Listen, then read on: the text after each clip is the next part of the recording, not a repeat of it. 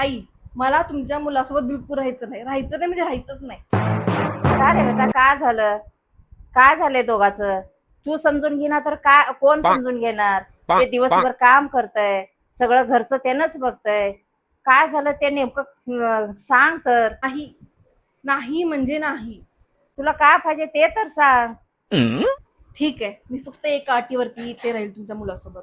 हे जे घर आहे ना, घर, हे माझ्या नावावरती करायचं. मगच मी तुमच्या मुलासोबत राहील. एवढंच ना? आत्ताच्या आत्ता करते तुझ्या नावानं. एवढं लवकर तयार झाले? हो बेटा, लवकर तयार झाले. घर तुझ्याच नावानं करणार आहे मी. घर बी तुझं, हप्ते बी तुझे.